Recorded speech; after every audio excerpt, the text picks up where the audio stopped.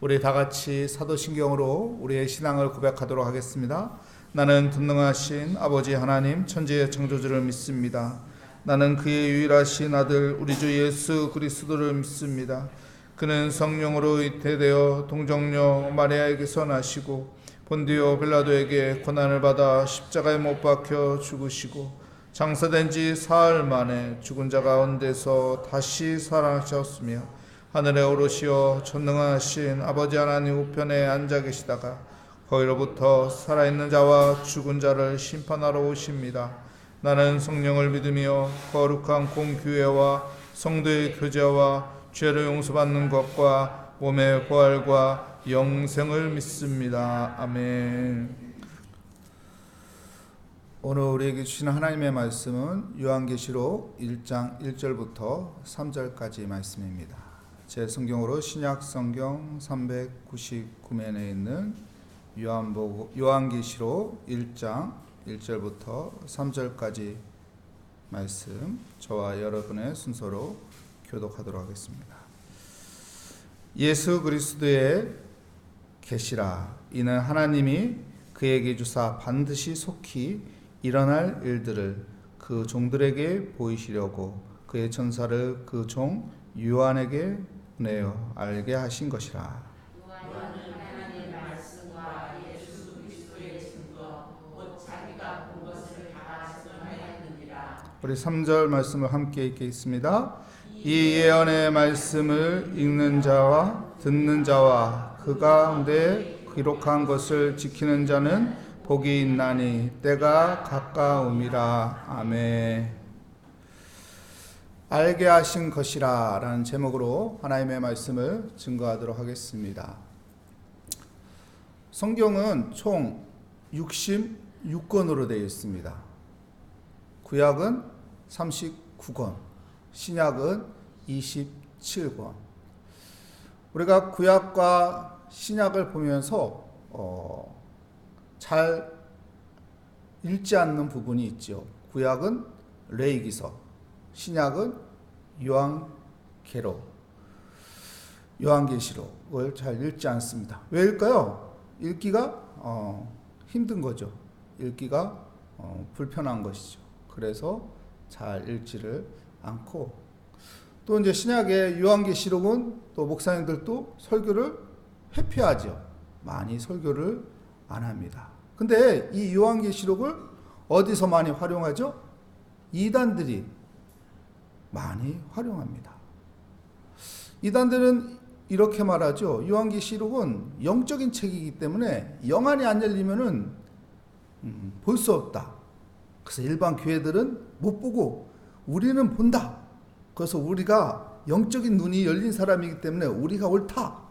이렇게 이 요한계시록을 가지고 또 이 특권을 누리는 것처럼 이단들은 이렇게 강하게 선포합니다. 그런데 요한계시록이라는 책이 그렇게 우리가 생각한 것처럼 어려운 책은 아닙니다. 우리가 생각한 것처럼 무서운 책이 아닙니다.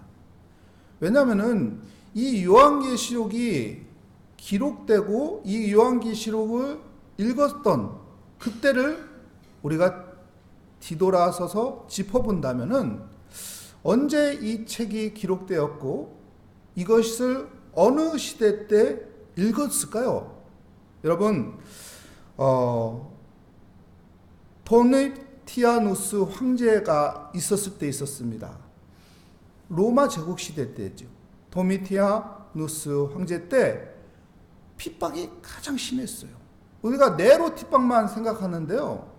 네로 황제 핍박보다 더 심한 핍박이었어요. 왜냐하면 로마 제국 전 지역에 핍박이 있었으니까.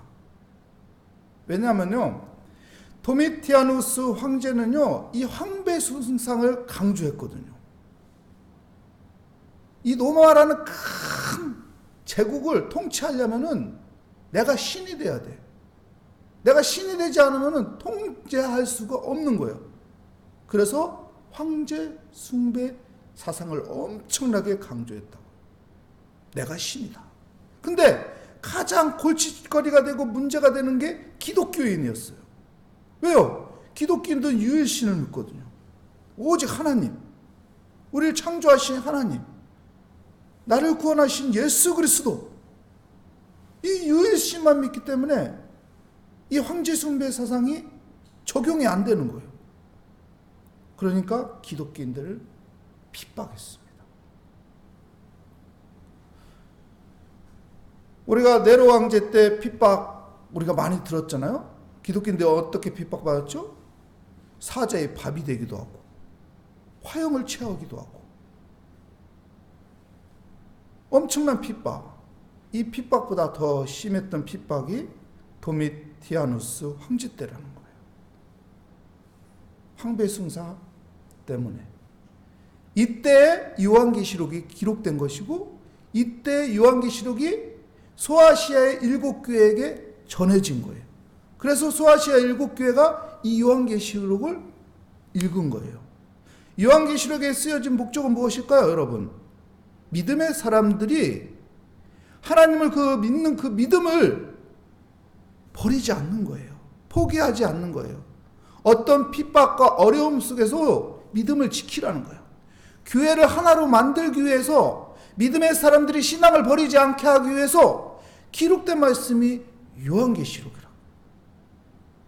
그렇기 때문에 이 요한계시록은 교회를 하나로 만드는 것이고 믿음의 사람들이 흔들리지 않고 믿음을 잘 지켜갈 수 있도록 하나님께서 우리에게 주신 말씀이라는 것이죠. 근데 요한계시록을 이단들이 이걸 가지고 잘못 해석하고 잘못 적용시켜서 잘못된 신앙으로 인생을 완전 망가뜨리죠. 이 요한계시록을 현혹시켜서 그의 인생을 망가뜨리고 자기들의 부귀영화를 누리려고 하는 그 욕망으로 이단들이 이 요한계시록을 이용합니다. 자, 우리 1절 말씀 볼까요? 예수 그리스도의 계시라. 이는 하나님이 그에게 주사 반드시 속히 일어날 일들을 그 종들에게 보이시려고 그의 천사를 그 종 요한에게 보내어 알게 하신 것이라. 처음 시작을 어떻게 말합니까? 예수 그리스도의 계시라. 여러분, 계시라는 것은 무엇인가요? 계시라는 것은 감추어진 것이 드러난 거예요. 우리가 커튼으로 감추죠? 근데 커튼을 펼치면은 어떻게 되나요? 그 감추어진 것이 드러나진다고. 이게 계시예요.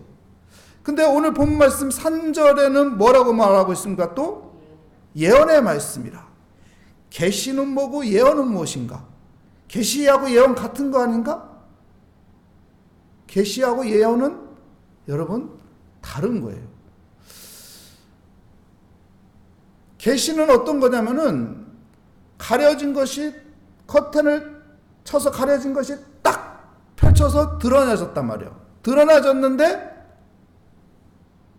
그 드러나진 것이 보여진 것이 어떤 이미지, 그림 같은 것으로 보여지는 거예요. 다니엘서에 보면은 다니엘이 어떻게 해요? 하나님의 계시를 받죠? 환상을 보죠? 근데 어떻게 보여집니까? 이미지, 그림 같은 거로 보여줘요. 머리는 금이요, 가슴은 은이요, 배와 허벅다리는 뭐예요? 노시오. 그 장단지와 다리는 막 흙, 돌 이런 거로 돼 있는데 어떻게 됐다고 해요? 손대지 않는 돌이 와서 무너뜨리잖아요. 아니, 이런 이미지를 보여줬단 말이에요. 이게 계시예요. 그리고 뭐 사자 같은 모습, 공 같은 모습, 표범 같은 모습으로, 이게 뭔가 이미지, 그림, 이런 상징적으로 보여주는 게 계시라고요. 근데 이 계시는 여러분 영적인 지혜가 없으면 해석하기가 힘들어요. 그래서 다니엘도 다 해석을 못한다고 하잖아요. 다 알지 못한다. 이게 이제 계시거든요. 그리고 예언은 어떤 건가요? 예언은 이렇게 생각하면 돼요. 계시는 집에서 엄마가 딸한테 아빠가 화난 것을 말은 안 하고 그냥 표시로 하죠. 그럼 어떻게 딸이 눈치가 있으면은 조용히 하죠. 그 눈치 없이 철없이 행동하다가 아빠 화나서 불똥이 튀기는 거. 이런 게 이제 계시고, 예언은 어떤 거냐면은 이야기해 주는 거예요. 야, 아빠 오늘 일찍 온다. 너 아빠 무서운 거 알지? 너 오늘 늦게 들어오지 마. 너 오늘 큰일 난다. 그러면 딸이 그 말 듣고 어떡하나요? 그날 일찍 오는 거예요. 이게 예언이에요. 우리가 선지자들이 예언하잖아요. 예언할 때 어떻게 합니까? 애굽 의지하지 마십시오. 바벨론 의지하지 마십시오. 하나님을 의지하십시오. 하나님이 우리를 도와주는 겁니다. 아무리 그 나라 의지해도 그들이 당신들을 안 도와줄 겁니다. 이렇게 예언하잖아요, 선지자들이. 근데 그 예언대로 어떻게 해요? 하나님 말씀을 안 듣다가, 선지자들을 통해서 예언한 그 말씀을 안 듣다가 하나님의 진노가 정말로 임하는 거잖아요. 계시와 예언이 비슷한 것 같지만은 여러분 다른 게 표시나죠? 우리 계속 보겠습니다. 1절 말씀. 예수 그리스도의 계시라. 그는 하나님의 그에게 주사 반드시 속히 일어날 일들을. 여기에서요, 속히 일어날 일들을 이라고 말하는데, 이 속히 일어날 일들이 무엇입니까? 종말을 말하는 거예요. 예수님의 재림을 말하는 거예요. 이단들이 이거 가지고 어떻게 하나요? 우리를 현혹시킵니다. 신앙생활하는 사람들을 현혹시켜요. 무엇으로요? 종말론으로. 종말론으로. 그래서 어떻게 합니까? 이 종말론을 강조해가지고 집도 팔아라. 일도 하지 마라. 이제는 우리가 모여서 기도만 해야 한다. 이젠 우리가 모여서 주님 오시는 그 맞이할 준비만 해야 한다. 이렇게 현혹시키죠. 그런데요, 여러분, 종말론을 잘못된 관점으로, 잘못된 기준으로 보기 때문에 그런 거예요. 종말론은 여러분, 우리가 어떤 마음으로 봐야 돼요? 믿음을 지킴으로써 마지막 종말이 왔을 때도 문제가 되지 않는 그 믿음의 자세를 가지라는 것이지, 이 종말론에 대해서 현실을 무시하고 일상생활을 포기하라는 것이 아닌데, 이단들은 현실을 무시하라는 거예요. 일상생활을 다 포기하라고 말합니다. 그래서 거기에 현혹돼서 돈도 다 가져가 바치고, 집도 팔아서 다 바치고, 자기 인생도 다 포기하고 바치고, 나중에 거짓이었다는 것을 알았을 때는 끝난 거예요. 내 인생 다 망가진 거예요. 그래서 성경은 뭐라고 말합니까? 우리의 신앙생활을, 일상생활을 중요시 여기라고 해요. 그러니까 주님이 오늘 오신다고 해도 여러분, 내가 돈을 버는 거예요. 주님이 오늘 오신다고 해도 내 일상생활을 열심히 하는 거예요. 그리고 신앙생활을 함께 열심히 해나가는 것이죠. 그러니까 믿음과 일상생활을 열심히 하면 되는 건데, 일상생활을 포기하게끔 만들어요, 이단들은. 이 말씀을 가지고. 그러니까 잘못된 종말론을 가지고 있는 것이죠. 잘못된 주님의 재림론을 생각하고 하는 거예요. 그래서 주님께서는 뭐라고 말하냐면, 속히 일어날 일들을 이렇게 말하는데 앞에 반드시라는 것을 붙여요. 반드시 종말은 온다. 반드시 주님의 재림은 온다. 그런데 그때와 그 날은 여러분 알 수 있어요? 몰라요? 몰라요. 마태복음 24장 36절에 뭐라고 말합니까? 그때와 그 날은 천사도 모르고 아들도 모르고 아무도 모른다. 오직 하나님만 아신다고 말하고 있어요. 그러면 속히 온다고 하지 않았습니까? 이것 때문에 이단들이 말하는 거거든요. 속히 온다. 그 속히 몇 월 며칠 날 속히 온다. 이렇게 거짓말을 하는 거죠. 그런데 베드로후서 3장 8절에 보면은 뭐라고 말합니까?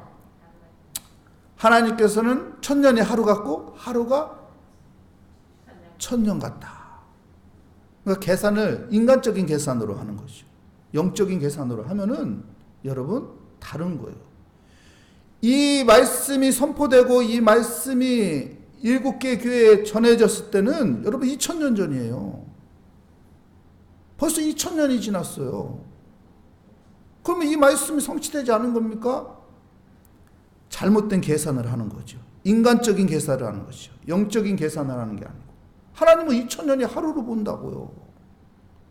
그러니까 그때와 그 날을 우리가 언제 주님께서 오신다 이 생각을 가지면 안 되고, 우리는 일상생활을 열심히 하면서 신앙생활을 열심히 해야 한다는 것을 가르쳐주고 있는 것입니다. 그래서 반드시라는 것을 앞에 붙이는 것이죠.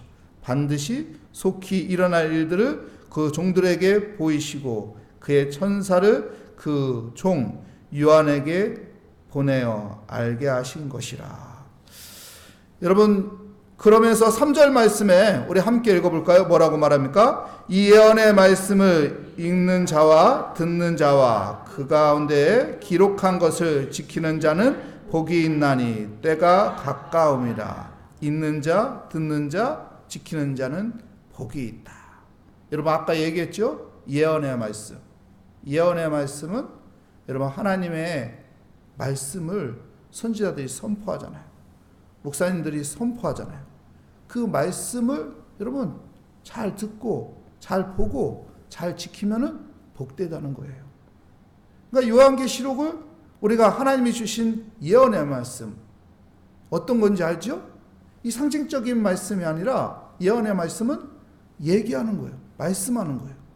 정확하게 말씀해 주는 것을 잘 듣고 어떻게 해요? 지키면 복이 있다. 이 신천지나 이런 이단들은 또 예언을 이 계시와 연결시켜서 똑같은 것처럼 이야기해서 이 상징적인 거로 넘어뜨린다. 그러면은 어떻게 해요? 신자들은 아무것도 모르고 그냥 다 따르는 거예요. 그래서 이단에 넘어가고 인생이 망가지는 것이죠. 여러분 우리의 신앙생활을 잘 하시는 믿음의 사람이 되시기 바랍니다. 너무 추상적인 상징적인 것에 얽매여서 살지 말라고요. 다니엘도 다 알지 못했어요. 그래도 하나님께서 무엇이라고 말합니까? 괜찮다. 네가 걸어온 그 일상적인 거룩한 삶을 살면 된다. 이렇게 말씀하셨어요. 여러분 우리가 다 알지 못해도 우리 하나님의 말씀을 붙잡고 믿음의 길을 성실하게 살아가면, 우리의 일상생활을 성실하게 살아가면 그곳에 하나님의 은혜가 있고 하나님의 인도하심이 함께하는 축복의 삶이 될 것입니다. 그 은혜가 함께 하시기를 축복합니다. 기도하겠습니다. 하나님 감사합니다. 주의 은혜 가운데 우리가 하나님 앞에서 하나님과 동행하며 믿음의 생활을 잘 하기를 원합니다. 악한 어두운 세력은 우리를 미혹하고 우리를 유혹하고 우리를 시험에서 넘어뜨리고 우리를 바르지 못한 신앙의 삶으로 이끌어가려고 합니다. 하나님, 우리가 믿음 잘 지키며 하나님 앞에서 우리가 거룩한 그리스도인으로 살아가게 하여 주시옵소서. 주께 감사드리며 예수 그리스도의 이름으로 기도합니다. 아멘. 하늘에 계신 우리 아버지, 아버지의 이름을 거룩하게 하시며 아버지의 나라가 오게 하시며 아버지의 뜻이 하늘에서와 같이 땅에서도 이루어지게 하소서. 오늘 우리에게 일용할 양식을 주시고 우리가 우리에게 잘못한 사람을 용서하여 준 것 같이 우리 죄를 용서하여 주시고 우리 시험에 빠지지 않게 하시고 악에서 구하소서. 나라와 권능과 영광이 영원히 아버지의 것입니다. 아멘.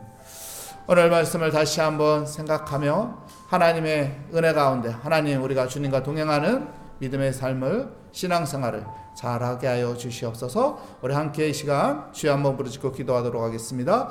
주여